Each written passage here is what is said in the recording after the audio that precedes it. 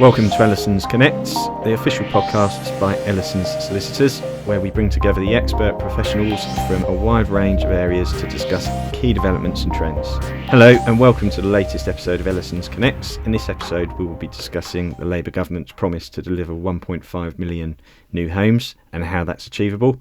I'm Chris Harvey, a partner within the commercial property team, and joined by my partner, Bethan Williams. Right, so I think the best place for us to start is to work out where Labour government have got to so far. It's a big promise, isn't it? 1.5 million new homes. It is a huge promise, and obviously you and I hosted a breakfast and we got some of our larger developer clients in a room. We sat around and the conversation was electric, wasn't it? Everyone had the same concerns. The conversation led in exactly the route we thought it was going to be, in that we're not wholly confident that it's possible, but to have that goal is fantastic. I mean, so on the headline points, the National Planning Policy Framework, under the new planning rules, councils had 12 weeks to ensure that the new local plans were up to date. Mandatory housing targets were introduced and increased in areas with the highest unaffordability for housing. And a new common sense approach seems to be introduced towards Greenbelt, requiring councils to review all the Greenbelt boundaries and identify and prioritise lower quality grey belt land. Now, I met with a local agent only start of this week, and they were speaking of 2, possibly 3 grey belt sites they had, which they were hitting the ground running and having some really positive feedback from. So that's brilliant to hear. The Labour pushing catalysts for change. We've obviously got the slogan of the government will get Britain building again, which is brilliant, but they are up against a falling interest rate environment, regulatory and planning reform, a lack of public-private partnerships. We need to tackle the transition to net zero, which in itself has a whole host of issues that we need to tackle. But I mean, get Britain building, it's a great slogan, but I think, you know, the biggest from our breakfast full of developers a few weeks ago, I think they're willing to build, aren't they? Yeah. They want to build, but there's a number of barriers, aren't there, which stop them doing that. Well, exactly that. And I think the problem we've got is, once again, we're being told what needs to be done without necessarily being told how that is going to be achieved. Now, and we've got the spending reviews, and we need to know what's going to come out in the next budget. How is this extra additional cash actually going to windfall down to the developers, and what is the long-term housing strategy? We've got issues on economic uncertainty, we've got issues on restrictive monetary policies, viability issues, which obviously we'll touch on, local opposition to housing delivery, and the skills shortages. I think it's fair to say, isn't it, the government, we have to be fair, have made impressive strides into planning reform, but much more needs to be done. Definitely. And I think certainly a concern that we've touched on before is the lack of planners in local government, isn't it? And the actual ability for local planning departments to actually push through and deal with the number of the sheer number of applications that would be needed to deliver 1.5 million new homes. And I think it's from chats I've had with clients, I think some say the planners are not the problem, but I think if we're going to get anywhere near that number of houses through the planning system, there needs to be greater efficiencies within local government in dealing with those planning applications more efficiently and making sure they've got the right people in place to actually process those applications. Yeah, I think will give a level of comfort back to the developers that it's worthwhile them actually incurring the ever-increasing costs associated with planning and getting a viable, implementable planning permission. I think at the minute the focus, to my mind, appears to be wholly on the supply side of new homes, whereas we need a real stimulus on the demand side.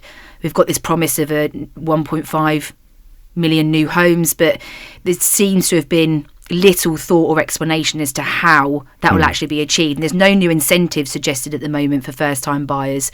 We'll touch on the Help to Buy stuff later on, but I think the focus from the lenders, from the developers, from the agents, from everyone, we need to instill confidence that the UK is a good place to invest after Brexit.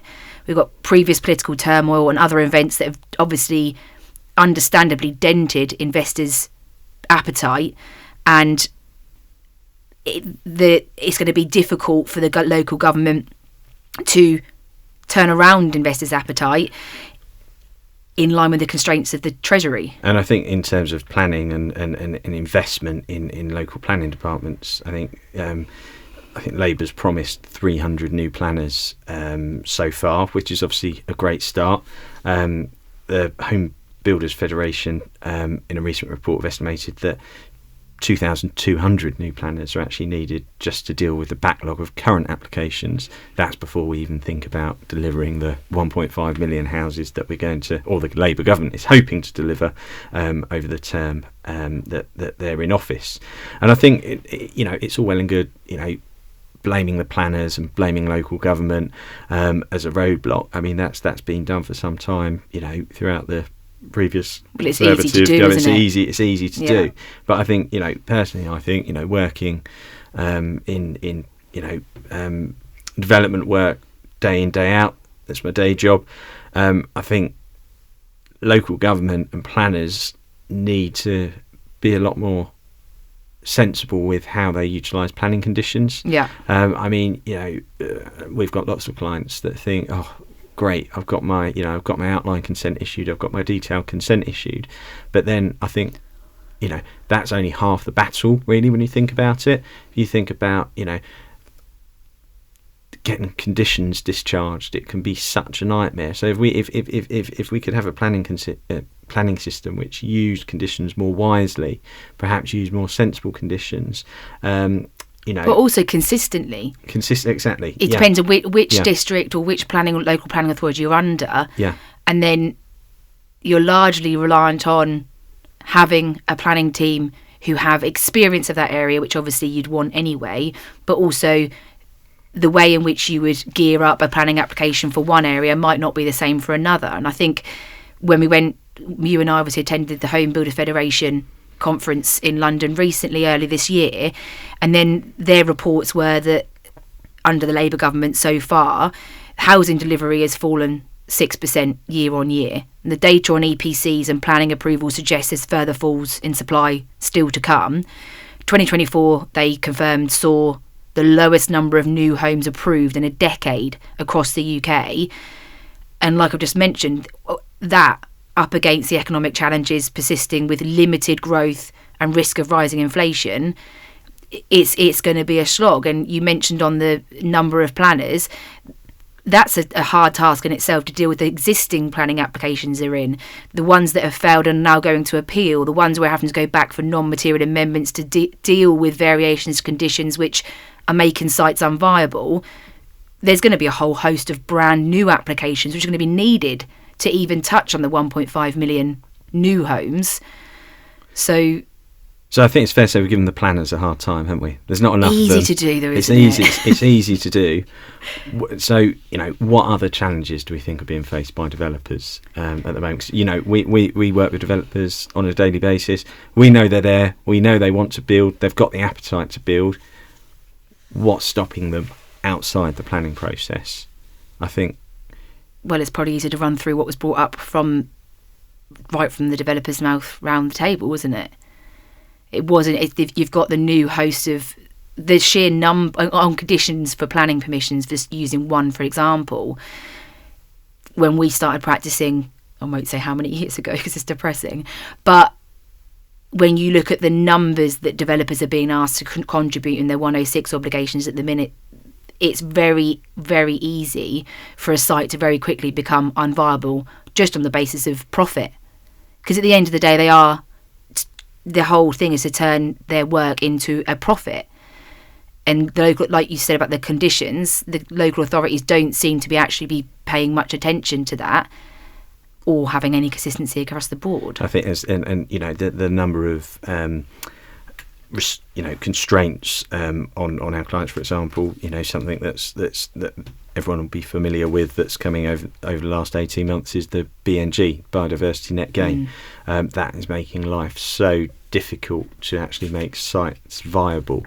It's all at a very early stage at the moment, but I think a lot of our clients are still finding it really challenging to actually make a lot of their prospective sites viable with either procuring BNG on site or trying to find off-site BNG credits, which are still in their infancy and are still quite a challenge to actually for some of our clients to understand actually how they can be delivered.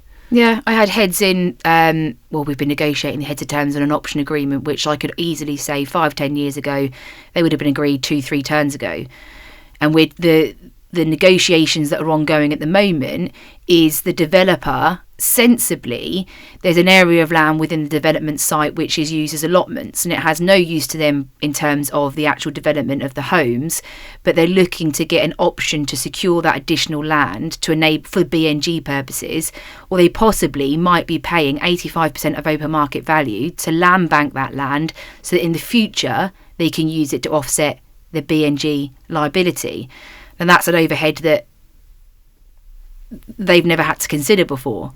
When I first saw the heads, spoke to the agent and said, well, hold on, how have we got to this figure for market value? And it was because the developer very sensibly had already done their DD in terms of what the local authority were likely to want, and that encompassed a very hefty figure and requirements in relation to BNG. It's really, really difficult. And I think, we talk about BNG, if we move on to sort of affordable housing delivery at the moment, I mean, that's a real hot topic currently. So, as everyone knows, most new build developments will attract some sort of provision for affordable housing. I think we all acknowledge that affordable housing is needed. There's a huge housing need in our country at the moment, and a real shocking statistic for me, Bethan, that's come to the floor very recently is that 17,000 affordable houses currently remain uncontracted. And when we talk about that, so obviously within a Section 106 agreement, there's a requirement to deliver affordable housing. That's generally linked with a developer's ability to actually progress certain stages of the development until they've got to certain triggers with the affordable housing. For example, there's often a restriction on occupation of, for example, 25% of market units before a registered provider has been sourced, contracted, and agreed to build out the affordable housing for a development. A huge problem that a lot of our clients are finding at the moment is they've got the affordable houses to build, they've got the planning permissions to build the affordable houses, they've got the manpower to do it, they've got the money to do it, they've got the funding to do it, but despite the huge need for affordable homes, there's a lack of registered providers that are willing to actually take those affordable houses from our developer clients. That causes huge problems for our developers because they are now having to, in some instances, stop on site because they can't find the registered providers to take over the affordable units, which is in turn affecting delivery of the market units. Well, I've got that site I spoke to you about where they're planning for 74 houses. Client's gone on, they've found a registered provider, the local authority have turned around and said, we don't like them.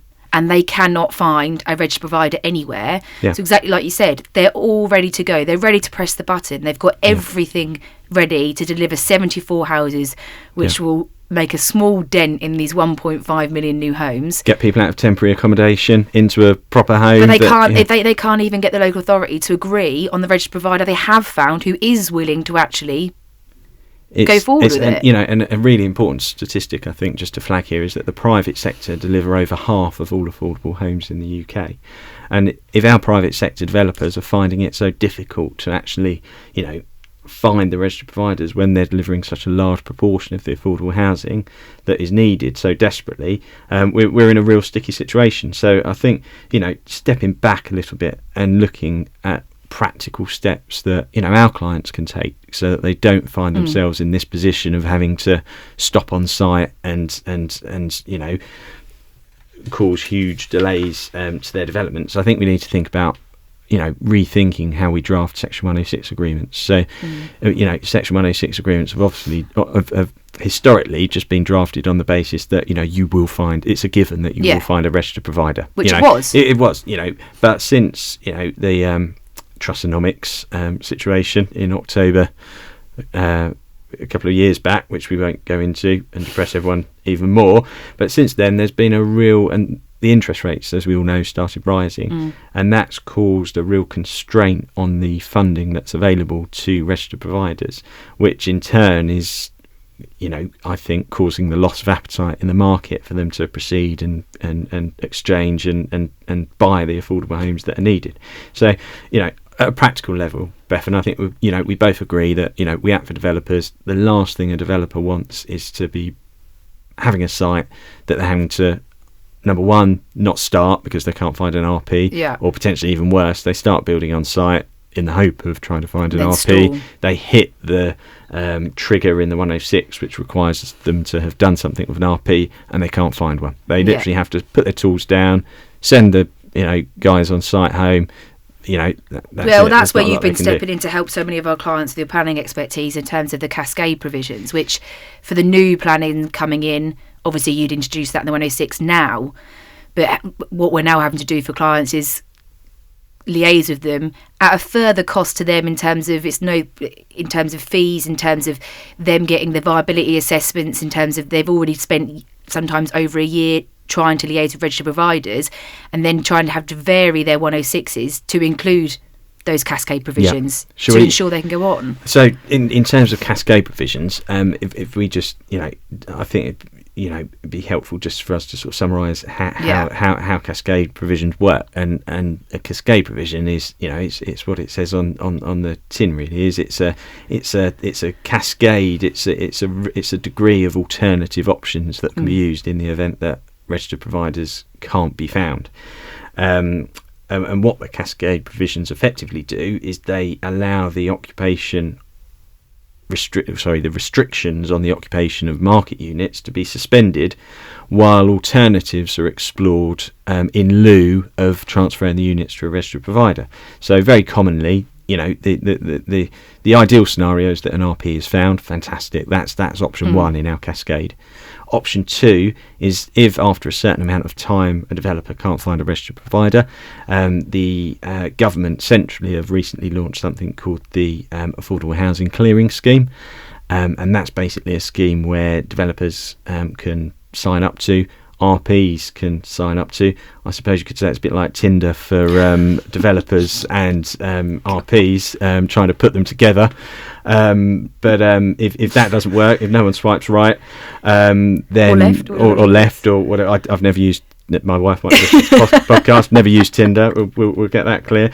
But if the clearing scheme doesn't match an RP and a developer together, the next cascade, so the next option would be to ask the local authority, so to ask the council if they wanted to buy the units from the developer, which can be a really good solution sometimes, because the developer can sell those units for the discounted price to the local authority, and then those units can be let out as council houses in the traditional sense, like we used to do all those years ago post-war, which is a really effective solution. However, the same issues which affect some of the RPs also affect local councils. Local authorities, can't always access the funding that they need to buy these units. No, but there has to be, again, that degree of sensibility towards the approach of cascade provisions, because the biggest outcome of allowing those within 106 agreements means builders can still build. Yes. Houses can still be delivered. Yeah. A phase of a development might be able to be built out. That might then, one, it gets people in the houses. Two, it gets a little bit of money coming back to the developer. And for a lot of them, if they've secured funding on the site, they're going to be paying quite hefty interest rates on that funding at the moment. And if at the start, I know a lot of my developer clients would decide, do you know what, I'm going to pay the maximum amount of the net income off of this house sale, off that lending, try and get it paid off as soon as possible. And then they're not worrying about their balance sheets the whole way through it. It just relieves some a bit of pressure. Yeah, no, and I think that's right. But in an ideal world, councils would take the units. If they can't, we come down to our next tier in our cascade provision, and that would be that the affordable units are reclassified as market units. Yeah. In return for the developer making a cash contribution to the local authority directly, that local authority can then use to enhance or deliver other affordable units in the community, and that means that the developer can continue on site. Those units are redesignated as market units. They sell the units as market units, and a certain proportion of the cash from those market units will go towards that contribution in lieu of delivering the affordable units. So and it pushes a little bit more of the obligation in terms of delivering to those affordable units back onto the council rather than putting it just onto the developer. Because from a reputational point of view from the council, people know that there is a desperate need for affordable housing, and if the council is sort of saying, sorry, developer here has got 15 lovely brand new units to transfer to a council, and the council turns them down, people are going to say, well, hang on, why are our councils turning these down and the units being redesignated as market units? Of course there are some protections there in that the developer needs to make a contribution in lieu of them being redesignated as market units. However, that does put some accountability to councils to actually, and some money back into the council so they can use it sensibly. And try and find and increase that affordable housing provision. And obviously the ultimate goal for our clients here, for our developers at the end of the day, is they will be able to continue on site. Yeah. So the risk is, as I sort of flagged at the start of talking about cascade provisions, is that the last thing any developer wants to do is have a site that they have restricted from progressing because of some legal restriction in the Section 106 agreement around affordable housing. Yeah. So the use of cascade provisions provides that insurance policy for the developer. It provides that certainty to the developer that whatever happens in terms of the RP market, in terms of council's appetite to take affordable homes, there is an end solution, and that those solutions generally will work through, you need to try solution 1 for 6 months in the affordable housing clearing scheme. You need to try solution 2 for X amount of time. So you don't just jump to option 4. You can't just jump straight to option 4. There's protections for the local authority. And it still puts a lot of the onus on the developer anyway. So as councils, they'd be hard pushed to not agree it. Exactly. So when we brought this up at the breakfast, though, one of the biggest things when we said about getting sites moving, getting the biggest message that came across, which probably pays quite a lot to how fortunate we are with our clients, was one of their biggest concerns was they've got a fantastic host of people on site, workers who they want to keep in business. Yeah. So we surmise to them that there is a real need for a pragmatic and at scale intervention in terms of the workforce generally at the moment. There is something that's been a concern in the media. It's an ageing workforce, isn't it? Which I think is it's been played on in the media. We know it's an ageing workforce. I mean, my husband's a ground worker. He needs 2 knee replacements already, but there needs to be a real focus on competency and productivity. And I think if the challenges of the planning, viability and demand could be solved, we wouldn't then be home scot-free, would we? There's not far behind those is the fact that we have the skills shortage, the training shortage and a production capacity.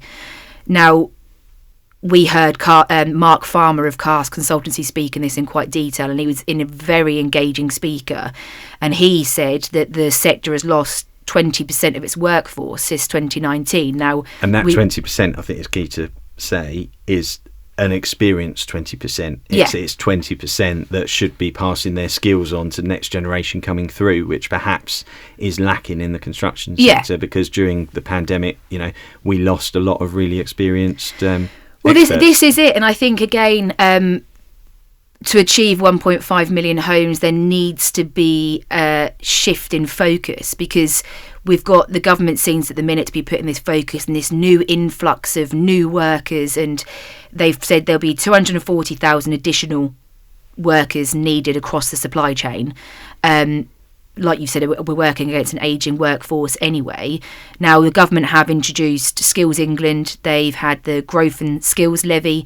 They've promised the 600 million investment, when we're yet to find out really where that investment is actually going to go. And they've introduced the Construction Skills Mission Board. Now, on paper, that all sounds great, but there is a need for the innovative and flexible skills to be upmarketed within.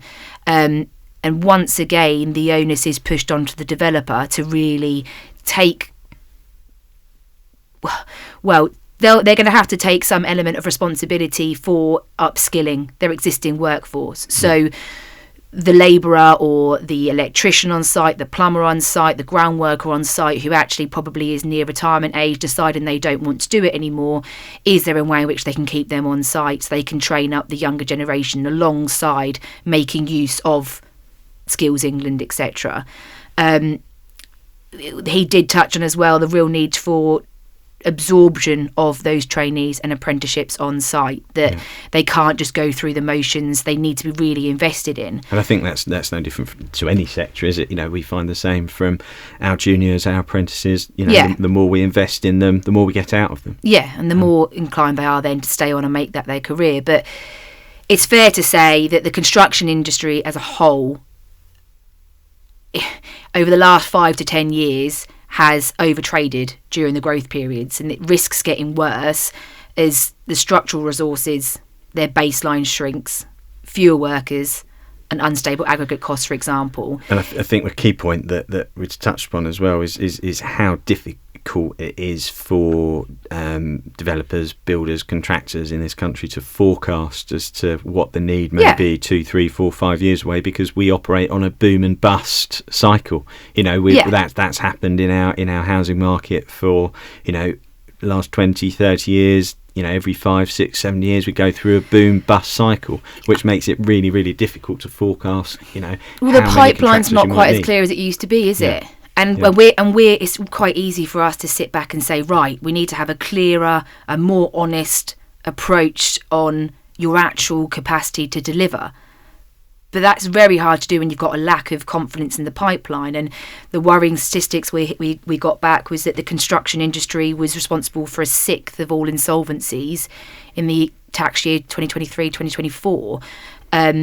Now, that was largely reported to be due to cash flow disruptions and just spreading yourself too thin. But there's effectively no hard capacity ceiling on output, project certainty, and outcomes. They just deteriorate in the boom period, which you can understand why, because if you're not clear on your pipeline, you're not clear when you're going to get that planning, you're not clear if you're going to find that registered provider, you don't know if the local government's actually going to, or the planning team's actually going to accept your cascade provisions that you so badly need to get us up and running, you are going to go around and try and get more within the pipeline to make sure that you've got some work coming in and that you ladies and gentlemen can go on site and carry out their work to pay their bills. So I think it's fair to say we started this discussion saying, can the Labour government deliver 1.5 million new homes?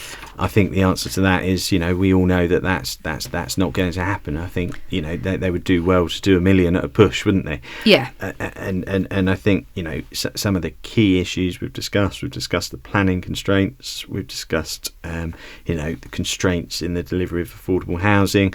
Just touching on affordable housing again, a really interesting factor is that I think I read somewhere the other day that 53% of housing associations are no longer intending to acquire affordable units pursuant to Section 106 agreements. I mean, that's wow. Absolutely ridiculous. And a survey that was put out said that 67% of housing associations reported that their financial capacity would be severely challenged for the next 2 to 5 years, and that's their financial capacity to actually buy in and acquire those new units. So yeah. I think this isn't a problem which is going to go away overnight. No. I think there are solutions that we as lawyers and our clients can discuss in terms of cascade provisions and affordable housing agreements. That's something we need to really take seriously now. Bethan, is from your side, I mean, what were your key sort of takeaways from the Home Builder Federation conference and what we've discussed? One of the biggest things I think that I took away, and also that I've been discussing with all of our developer clients, is it time to rethink about how we are purchasing sites? We went through a real phase of outright purchases. Local plan came through. I'm going to get planning. I'm going to go on. Real confidence. Cash flow's great. Mortgage rates were dropping. There was a real boom. I would say 3 to 5 years ago. It was a really good period. The COVID boom, wasn't it? It was, yeah. Yeah, I think it worked well for everyone. Houses have been delivered. It was great. And now you must be seeing the same with the heads coming through, memorandum of sales coming through. There's a shift on the landowner to really take a share of the brunt of the financial burden, but also you can really see the developer's appetite is still there. Yeah, they still want to get on and build, but even the national house builders' heads were coming through. Where I've got one where I'm acting for a landowner, and it's a national house builder on the other side, and the heads coming in, and they're even more cautious than normal. But we talk about the landowner will only be chipped so much before they decide, right, okay, it's not worth me selling this land to you. It's right, but everyone has to make a profit. So a piece of land is only ever worth what someone's willing to pay for it, and they're only going to be willing to pay for it what they can still make a profit on. So the heads we were going through, and I have a fantastic agent on this one who's pushing it forward, is the landowner is taking a share of the brunt of the B&G liabilities. And you put on both hats. You put on the landowner hat, which is what I was wearing for that, but then you put on the developer hat and you go, that makes sense. I understand it. But I mean, we touched on the forecast for growth when we met up and we were speaking, and we touched on the percentage of the country who can actually sustain viable housing development. And then the feedback we got from the Federation conference we went to was that the local authorities across the UK, where the all-in cost of development is below sales value, and it was 37% unviable, 41% viable, 22% marginal, which is unviable. Yeah. No one's going to go on a site which is marginal, are they? Yeah. So you've got the further variance in profile for the local authority, and it's different for each local authority. There is no across-the-board approach. So developers now really do have to think about how far to push sale prices whilst being able to maintain growth in this. So it's actually achieve a sale in the first place. Yeah. So it's just not looking great. I mean, Ed Miliband was on telly this morning saying that all new build homes should have, or the majority of new build homes should have solar panels installed since 2020. By 2027. He then swiftly went on to say that it won't affect the price of new homes. Who's got to pay for them? You know, it's all these great ideas, and it's all eating away at the viability, isn't it, of some of these schemes? Well, you had the EV charging points that pushed up. Yeah. Then infrastructure costs. On that one site I mentioned where we're struggling to get an RP, the electricity infrastructure costs have 3 or 4 times what they were when they first forecast them 3-4 years ago. And I think here in Essex as well, we have a real issue of local highways authority. Their legal team can be not the easiest to deal with sometimes. I think they've from my experience, they seem to have one lawyer dealing with a lot of the highways agreements for most of the county. So it's supposed to be stressful. Your client, poor guy, but your clients think they're home and dry. They've got the planning, they've implemented the planning. That's not the last hoop they need to jump through to actually get the site delivered. So it's tough out there, but I think we're in a fortunate position here in that in the area we work in, we've still got lots of clients that have got a huge appetite to carry on their business, most to definitely. develop, and they want to do it. They just some of the constraints that were discussed today about affordable housing, construction, workforce, I think there needs to be some rebalance. Well, I think one of the things that got the room talking when we did the breakfast as well was go through the motions. You've built the house, you've got your registered provider, you're there, you're good to go, you're ready to sell, you're on the market.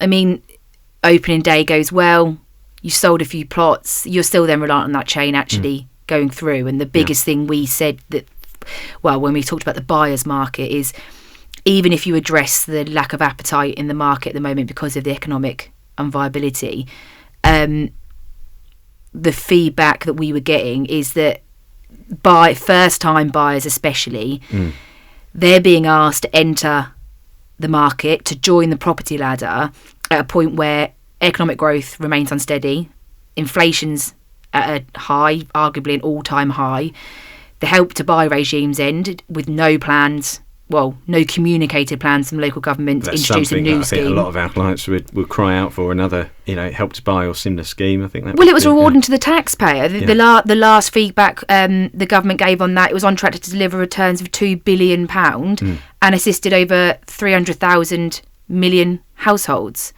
So they're going to be looking for the banks and building societies to step in and bridge that gap, or it's the bank family. Of mum and dad. Yeah. So I think it's reported the first-time buyer at the moment would have to have half their earnings saved for 10 years to afford the deposit, the stamp duty, land tax, fees, etc. And Savills recently reported that house prices are forecast to rise 4% in 2025 and then 23.4% between 2025 and 2029. So if we think we've got it hard at the moment, it's only going to get worse for our children. So Lloyd's fed back after that the average first-time buyer is at the moment around 33 years old. The average house price that they're purchasing is just over 310,000. Their average UK salary, just under 47,000. So they're purchasing at 6.6 times on the house price. So the average deposit is just over 61,000, and then 62% of mortgage completions were from first-time buyers. We need first-time buyers at the bottom or the end of the chain. Yeah. Well, if you're building 5-bed luxury homes, you need the chain to move so you can buy up it. Yeah. But we'll wait to hear what the government steps in and brings that up. I think so. I think there are positives out there, aren't there? It's not all doom and gloom. I think we've spoken about some of the challenges today, but I think there are solutions. We've also spoken about some of the solutions, and I think the takeaway from the client breakfast that we held, Bethan, was it was positive in the sense that clients they are ready for the fight. They want to build and they want to deliver. Yeah. Thank you for listening to Ellisons Connects, and many thanks to you, Chris, for joining me in this episode. You're welcome, Bethan. Any additional guides and insights we've mentioned today will be available on our website. We hope you found this episode insightful. If you would like to discuss anything further on this subject, then please do get in touch via our website, www.ellisonsolicitors.com. Please don't forget to subscribe to our podcast and follow us on our social channels to keep up to date with the latest news and insights. Any information shared on this podcast was accurate at the time of recording. However, we advise speaking to your usual Ellisons advisor to make sure there hadn't been any changes since. Thank you very much to Punch Studios for producing this podcast series.